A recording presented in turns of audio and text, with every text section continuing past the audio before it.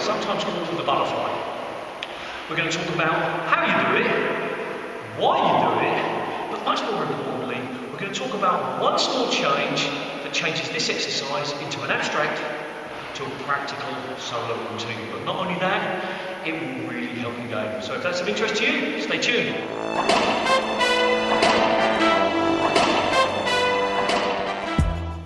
Okay, so the figure of 8, the butterfly. It's often seen, especially at tournaments, you see the players, they get the ball and they start bang, bang, bang, and it looks really impressive. Why don't they do it? Why do you do it? Do you do it? Let's talk about why first of all. The reason that a lot of people do this exercise is that it's a good exercise just to get started. It's a good one to sort of stand still and start hitting the ball. It builds up your rhythm. So it's good to get started. It's great for your rhythm. You've all seen those boxers where they do this exercise. Well, you never see a boxer doing this, but it works on these muscles, which is the kind of motion that came on boxing. Well, I understand that part. But it builds the rhythm, it builds the timing, and that's what the figure of 8 does. It builds the timing. You really feel comfortable swinging the ball. Another one is that it looks impressive. I mean, we all want to do exercises that look kind of cool. So that's why most people do them. Now, I do them as a concentration exercise, as all solo practices should be. You don't just go on the court and just hit the ball. You go on the court and you really concentrate. So I give myself challenges. You know, can I do 200 in a set time? Can I do 500 without mistake? Those kind of things, because it's a concentration exercise.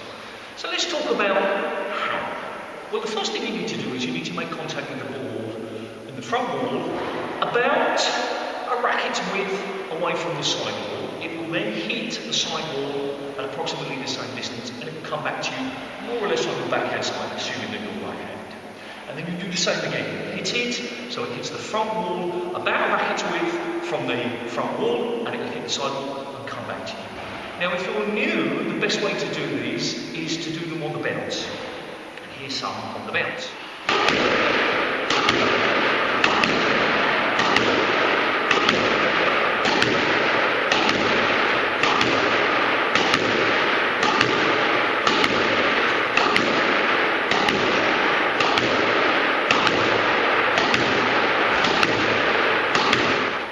So it's the same kind of motion as the volley, which is the one that's normally seen, but the bounce is a really good one for people to start with because you can get comfortable. I should mention that you should do it with a warm ball. Yes, I know that you see the professionals pick up a cold ball and they go to the front of the court, bang, bang, bosh, and like 5 shots the ball seems to be warm, but you are not a professional, okay? So that's a dangerous thing to do for you because you're likely to injure yourself, and it's really quite hard to hit the ball 5 or 6 times and make it warm. Alright, so make sure the ball's warm, side to side. If you haven't seen that video of mine, go watch it. Side to side is the best exercise that I know, and it warms up you, it warms up the ball, and begins your concentration. So start with the bounce. When you feel that you can do the bounce, you could maybe do some intermittent ones. So here's a couple of intermittent ones.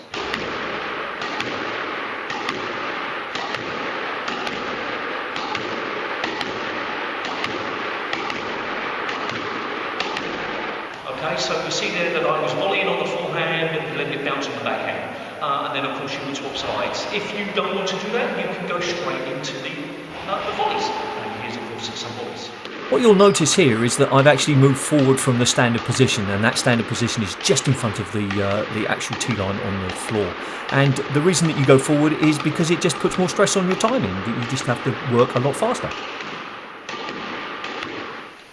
Now what you'll notice about those volleys is that there's a lot of hip movement. You can't just stand like this, you have to move your hips, and that's really important. So that's the why, that's the how. Right. So there are a few progressions.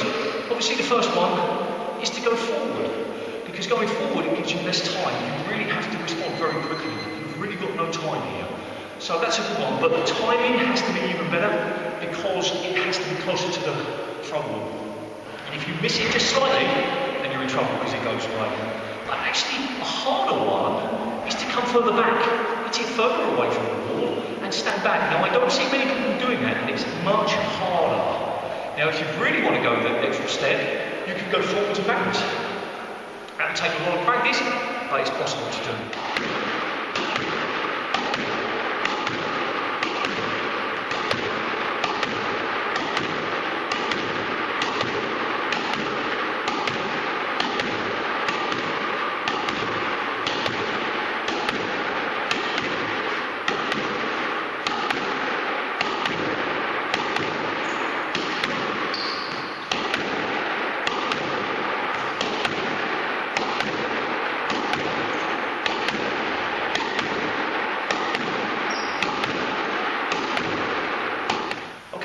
so common mistakes. Common mistakes are normally that you hit the ball not in the right angle, and it just doesn't come back in. The other common mistake is that you don't prepare quickly enough. You hit it, and then by the time it's coming, it's too late. It needs to be that rhythm, just like the boxers. It needs to be that constant rhythm, and of course you need the ball.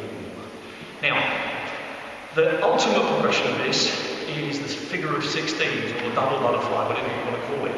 Now this is where you hit it off the front wall, and then the next wall, and then you hit it into the back corner, and then you hit it back into the back corner, and then you hit it back into the front wall.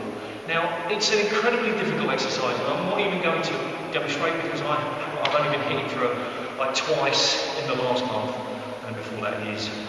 So I'm not even going to try and do that because it's just a disaster. So you can do it. How much benefit it gives you? Not really. It's one of those flashy ones that look great, and when you see Mario Shoot do it, you think, oh my god, that's fantastic.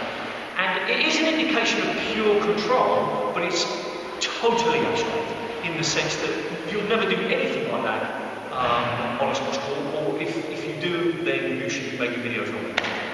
So if you see it, go well, and try it, but don't put any effort into it.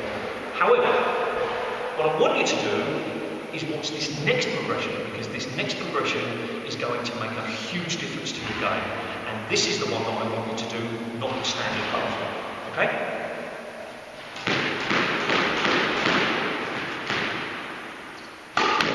So the first thing you'll notice is that I start off with the bounce. That's always the way that I like to work, simply because it just gets people into the rhythm. Personally, I probably would go straight into the volley, but here it's just a demonstration. Now you'll notice that I'm hitting off the front wall, side wall, and then straight off the front wall. So I'm hitting like a figure of 8, well, a figure of 4 almost, and then a straight drive. Now the great thing about this is that it recreates what happens in the real situation. A ball comes at a funny angle, especially even off a cross court, and then you have to hit it straight. Now what you'll notice with my shot is that on my backhand I tend to make contact a little bit in front of me, and consequently the ball comes back at me. Now I'm aware of that, and that's partly to do with my grip and partly to do with a lack of practice. But that's what happens in a real game to many people. They can't hit a straight drive off an angled return, either a cross court or one that's already hit the sidewall. So that's why this exercise is so good, because it recreates something that happens consistently in real games. Now you'll notice that as I begin to get into my rhythm, it begins to look more comfortable, and I can start to hit the ball a little bit harder, but I still have to keep the consistency there. If I start to hit the ball a little bit too wide, then I'm struggling to keep it going, and those last few shots were all with the wrist rather than the swing. But once you get into that rhythm, you'll find it's a little bit easy. Don't expect it to be easy to begin with though. I'm sure you will struggle at first. Okay, so there you have it. Why? You do it for rhythm and for timing. How? The ball just about this racket head's length or racket head's width away from the front wall. It'll come back and then do the same. Prepare early. If you don't, you'll be struggling. Start with a warm ball or start with a bounce. When you can do 100 volleys with no mistakes, then move on to the second progression, which is the straight one. Now the straight one is the second best exercise I know. For me, the best one is side to side.